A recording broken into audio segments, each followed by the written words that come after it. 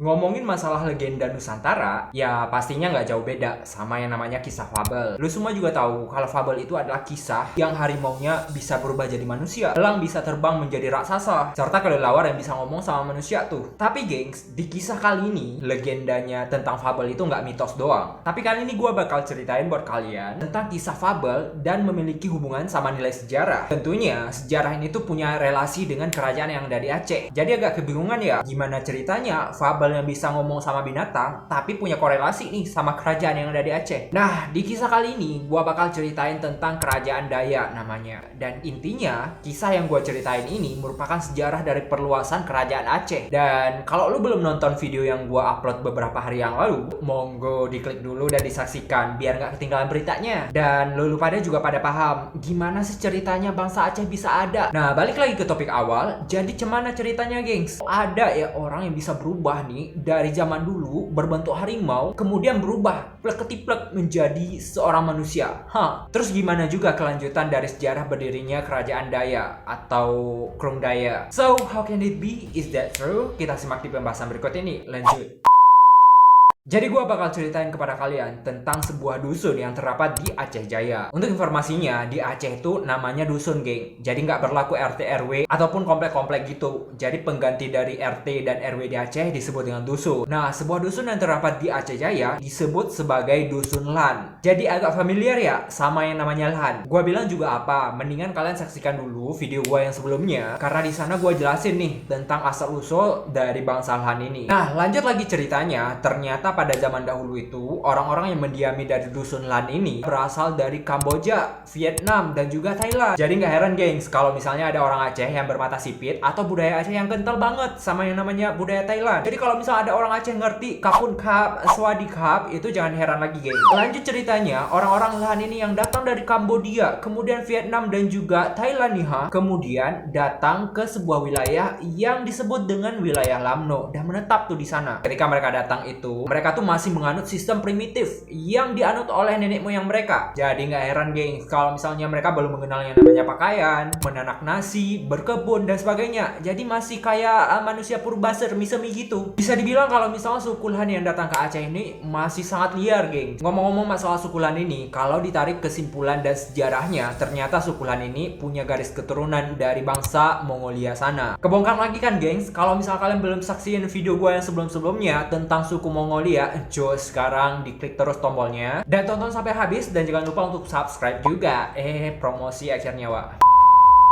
Kita lanjut lagi ke suku Lan tadi. Ketika mereka datang dan mendiami sebuah wilayah di Lamno ini, mereka itu hidup kayak sebuah tangkara banget, di hutan-hutan, di gubuk-gubuk, di gua-gua gitu. Sampai pada akhirnya ada sebuah peradaban kerajaan yang udah cukup modern nih, datang dari Aceh besar sana. Kalau kalian pernah ngebaca sejarahnya Sultan Iskandar Muda, dan asal muasalnya itu ada yang dikenal dengan kerajaan Lamuri. Peradaban kerajaan Lamuri ini akhirnya ngebawa sebuah perubahan bagi bangsa Lan dan juga membuat mereka tuh bisa memeluk agama Islam. Jadi bisa disimpulkan bahwa masyarakat Lan yang mendiami Lamno itu pada dasarnya enggak memeluk agama apapun, tapi karena memang kedatangan dari bangsa Lamuri, akhirnya mereka tuh memeluk agama Islam.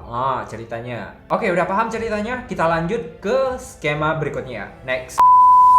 Jadi ceritanya, gengs, di abad pertengahan tahun 15 Masehi berkecamuklah sebuah peperangan yang benar-benar hebat nih di Aceh antara sebuah kerajaan bernama Pedir dengan sebuah kerajaan bernama Pasai. Nah, kalau dilihat lagi, ternyata kerajaan Pedir dan juga kerajaan Pasai ini benar-benar dua kerajaan terbesar di Aceh nih, geng. Dalam pertempuran ini, akhirnya Sultan Haidar Bahyansyah yang merupakan pimpinan dari Samudra Pasai atau kerajaan Pasai akhirnya kalah dan tewas di tempat, yaitu dibunuh oleh Raja Pedir. Seperti biasa, gengs, yang namanya kekalahan akan tunduk kepada orang yang menang. Akhirnya kerajaan Pedir memperluas ekspansi wilayahnya itu sampai ke Samudra Pasai sana. Lanjut ceritanya, ketika Raja Pedir ini menguasai wilayah Pasai atau sekarang ini dikenal dengan Aceh Utara, akhirnya orang-orang yang mendiami Aceh Utara di bawah pimpinan kerajaan Pasai ngamuk, murka banget. Ya jelas-jelas mereka nggak terima yang namanya kerajaan Pedir menguasai wilayah Pasai, ya meskipun mereka udah kalah. Akhirnya karena memang nggak terima, orang-orang yang berada dekat dengan Raja Pasai menuntut balas atas kematian dari Raja Pasai dengan cara membarbari bagian dari kerajaan Pedir. Tentu aja hal ini tuh bikin si Raja Pedir murka-murka lagi kepada rakyatnya. Jelaslah yang namanya raja berkuasa dilakukanlah semena-mena terhadap rakyatnya itu. Menurut cerita yang gua baca, sebenarnya sejarah ini benar-benar kayak berdarah banget, dimana kala itu gak hanya terjadi perlawanan yang barbar banget antara rakyat biasa terhadap kerajaan Pedir, tapi juga terjadi kayak pemberontakan antara tentara kerajaan Pedir dengan masyarakat biasa, sampai ada yang membunuh-bunuh nih. Karena memang orang-orang kerajaan dan kerabat dari Raja Pasai ini nggak terima, gengs. Akhirnya mereka tuh minggat dari kerajaan Pasai. Pada saat minggat ini, akhirnya mereka tuh naik perahu keliling-keliling ke Ulele dan sebagainya, sampailah di pinggiran pantai barat selatan Aceh, khususnya di dekat Lamno, gengs. Nah, menurut ceritanya, ketika orang-orang kerajaan Pasai ini datang dan berlabuh di pelabuhan Lamno sana, ternyata kapalnya itu kayak keberatan banget bawa beban yang banyak. Akhirnya itu kapal kandas dan berhenti di tempat, kayak hubungan kita yang kandas tiba-tiba, ups. Dan para penumpang dan awak kru kapal akhirnya menurunkan banyak sekali barang, dibuang tuh ke laut, tapi kapalnya nggak bisa juga kembali stabil. Akhirnya atas inisiatif dari seorang pemimpin kapal, putuskan untuk turun. Akhirnya mendiami dari wilayah Daya. Pada dasarnya wilayah Daya ini sebelumnya memang nggak ada penduduk sama sekali. Jadi kedatangan dari orang-orang Pasai ini benar-benar kayak membuka wilayah besar-besaran. Dan akhirnya dari sinilah muncul yang namanya Kerajaan Daya. Untuk spesifiknya di next video gua bakal bahas spesifik dan detail dari Kerajaan Daya ini ya, gengs. Nah, sampai ke tahapan pertanyaan muncul nih di pikiran kita semua. Jadi apa hubungannya sama mitos ataupun fable yang gua ceritain tadi tentang sosok harimau yang bisa berubah menjadi orang-orang manusia